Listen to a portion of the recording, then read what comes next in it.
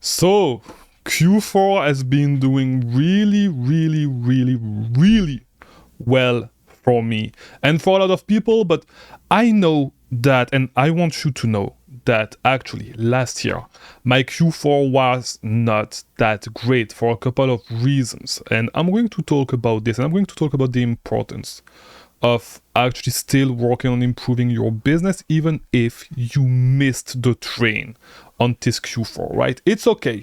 It's not bad. It's too bad that you are not able to do it, but you should not beat yourself up, right? And I'm going to give you my story, what happened with me last Q4, why it was not actually a great Q4 for me, and what you should actually do if you are not having a great Q4, right? So what happened to me last year is, and you guys know, if you've been following me for a little while, you guys know. 1 year and a half ago, in June 2023, was it 2023? Yes, it was. In June 2023, I had to leave the US because my student visa was over, right? My student visa was over, and I had to leave the US to go back to Belgium to reapply for a new visa to get back to the US. Like, I'm in the US right now, right? You could recognize the background and all that stuff. So I had to do that because, like, not only my student visa was over for a little while. It's not that. It's because, to be honest, I had a work permit. It's called an OPT, right? And it was over, and I was transitioning into another visa that was supposed to give me a little bit of time to see if I actually wanted to go back to school, because I wanted to go to law school, okay, to do like a JD and an MBA at the same time.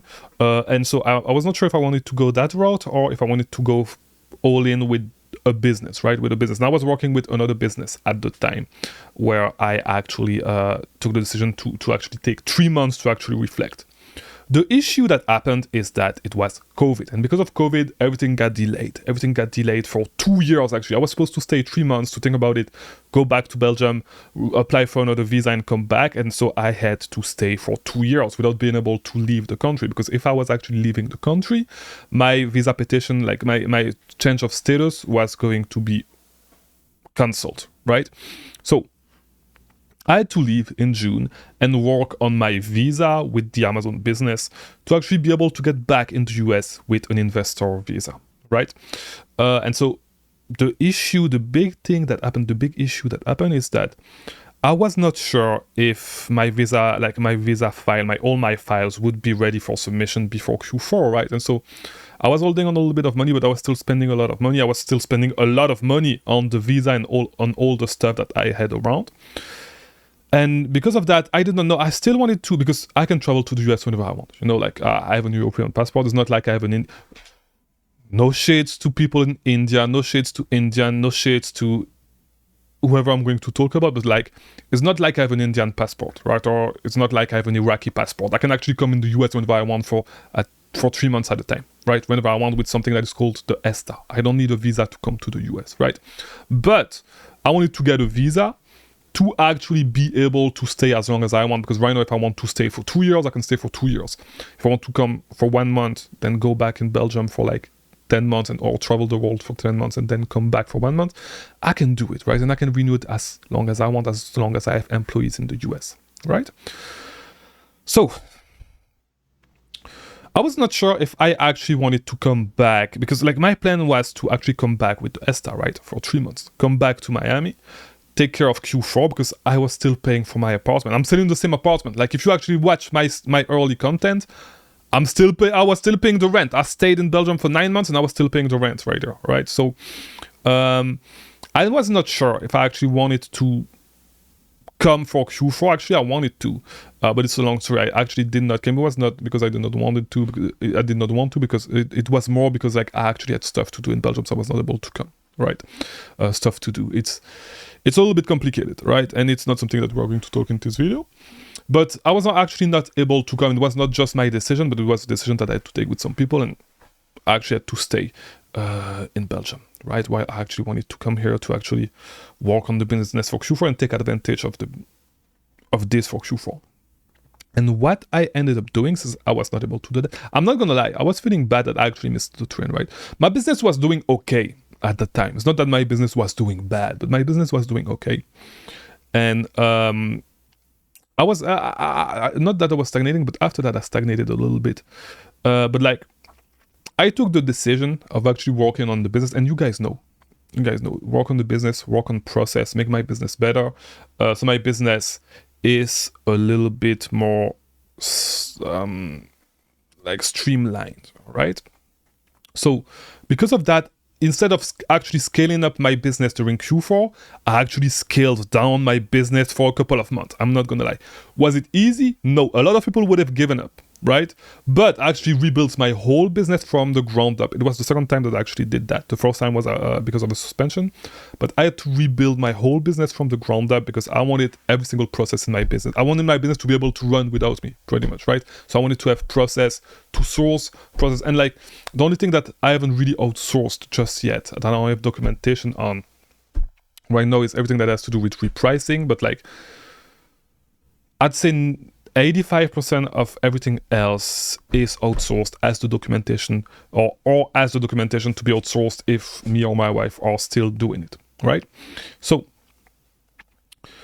I actually spent the time, like I was still working on the business, but I actually spent the time reflecting a lot on the business, reflecting on every single process, reflecting on how I can actually improve the operations of the business, right? And it actually paid back big time because I was working a lot on the business and my business was not efficient at all. And I can tell that, I can say right now that my business is really, really efficient because of the work that I put in. Actually, that I actually started before Q4 last year, but that I actually started, I think it was in July, actually. July or August of 2023. And I would say by February 2024, my business was way more streamlined and I started scaling my business back up, right? Which is actually paying big time this Q4. I'm not going to lie, it's really paying big time this Q4. But like, you're going to need to realize that, and especially, if you are new to this business, Q4 success is something that you build. It's not something that just happens like this, okay? It's something that you build month after month, year after year. And my Q4 next year is going to be probably double what I'm going to do this year, right? Because like I built my Q4 success this year with months and months of work before that. One of the best leads that I'm selling this Q4 is something that I was actually selling last year, right? Something that I doubled down on and that I could have been going way deeper. But like, I'm not gonna lie, the Section 3 and the whole situation with Nike socks being regated and all that stuff. Because yes, I'm not going to lie, one of my big plans for this Q4 was to go really, really deep in socks and a lot of socks and flip a lot of socks really, really fast. I'm restricted in a lot of ASINs. A lot of ASINs actually tanked. A lot of weird things happened with the Nike socks. So I had to switch plan because like this was one big part of my strategy, right? It was pretty much this. The lead that I went really, really deep in advance for Q4. And what I'm doing right now, which is taking advantage of small pockets of opportunities, right? It was those three. However, I had to redirect because of the Section 3 and because of all that stuff. I was still able to make it happen. But like the whole reason why I'm making this video is to tell you guys, do not beat yourself up if this Q4 is not what you actually expected. Okay, success is built slowly. It's not something that, you just start today and like you're going to be successful because it's Q4. No, this is not how it works. You need to build your strategy. You need to build your experience little by little. And even right now, my Q4 is not as optimized as it could have been. Right, I could have been making way more money if I had done things differently, but you live and you learn, and I'm probably going to have a record month this month. I don't want to jinx it. I'm not going to say anything, but you guys will hear about my December month in a few. But yeah, I wanted to tell you guys this mainly, right? I know that the videos that I do right now, not really sourcing videos. Most of the videos that I do are shorter because like I'm really, really busy with Q4. I'm not going to lie.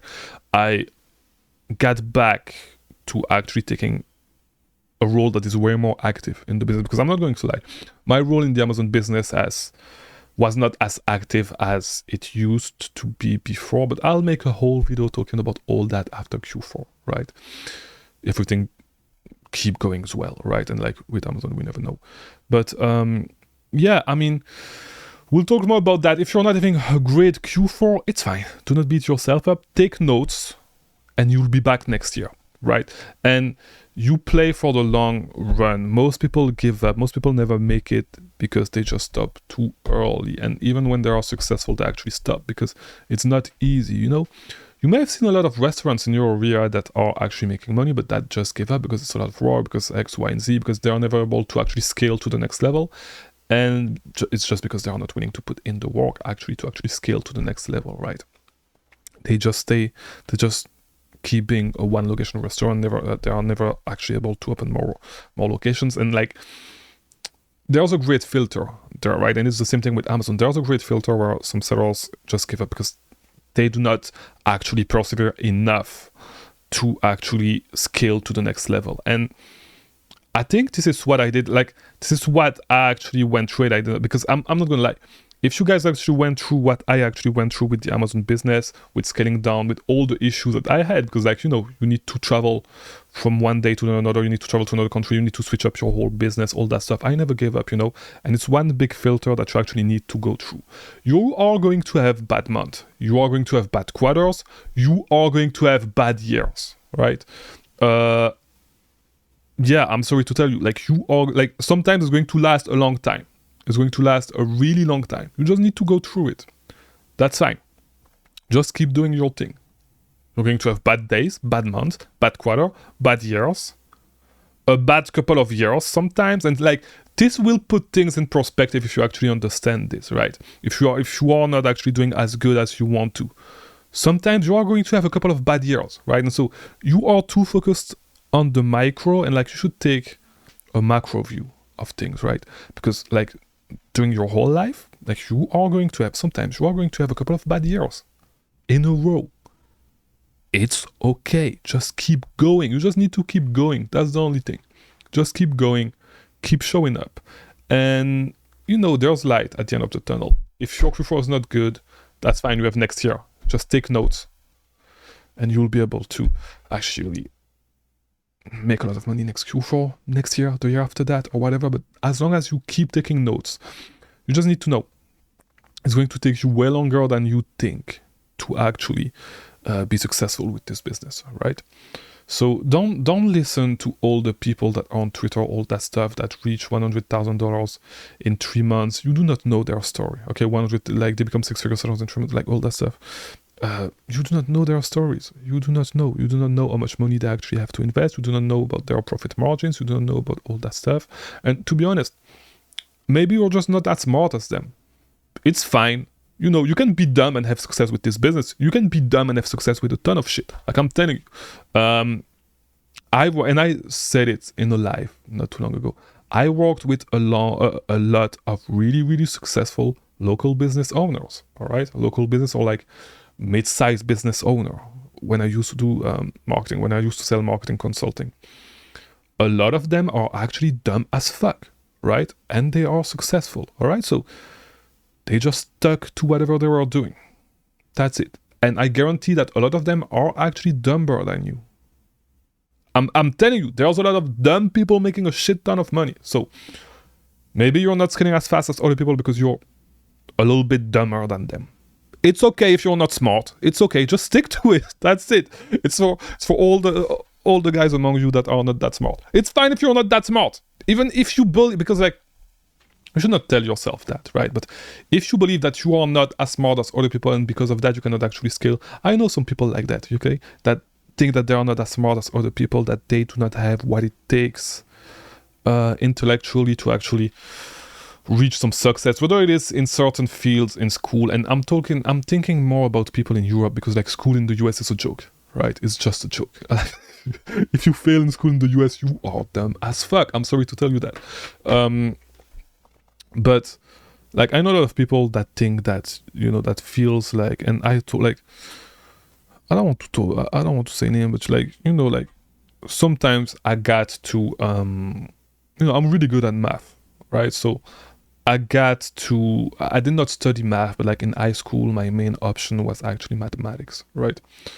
And I got to tutor some people, you know, and a lot of them were saying, you know, did not really have confidence enough in themselves to say, I'm going to go in that field, I'm going to study this, or they tried, they failed, and they said, it was not for me, I did not have what it takes, so I moved to that other thing. And this happens a lot in Europe, believe it or not. People start to study, I don't know, like they go in and do, economics, whatever. And when you do economics in Europe, it's not easy. Like I'm telling you, in the US, it's actually, like school is a whole different ball games in Europe. And, I remember I was tutoring something like this. I was trying to do economic science, right? I was tutoring this person in mathematics. And this is somebody that actually do not have a lot of confidence in her mental and intellectual abilities, right? And, it's you just need to have confidence. Even if you're dumb, I can give you the name of a lot of people that were actually dumb that actually succeeded in those fields, right? And it's the same thing with money, it's the same thing with business, it's the same thing with all that shit. So it's not about that, it's just about not quitting and keep trying to succeed. As long as you do it, and you do it the right way, and you figure out the right way to do it, you'll be successful. All right. You may not have the same financial capabilities, intellectual capabilities. It doesn't matter at all, as long as you give it your best, and you just keep going. As long as you do not give up, and of course, at one point you should actually give up. Like if your goal is to actually become richer than Elon Musk and or to become a billionaire at 30, and like you're 28 and a half, and you've never made $1, my friend, it's going to be a little bit difficult, right? But so you need to be. It's not that you need to be realistic sometimes, but sometimes, don't. If you're 3'4" and you're playing basketball and you play at regional level, don't tell me that your goal is to go to the NBA, right? And you're 25, it's over for you, all right? It's over. You're not gonna make the NBA. I'm telling you right now, right? So try to be a little bit realistic, but you can do anything you want, right? You just need to, as long as you never quit. Okay, almost anything, as I said. Okay, you need to be a little bit realistic, but you need to think big. Don't think too small. All right, so I'll see you tomorrow because I release daily videos. Thank you for watching.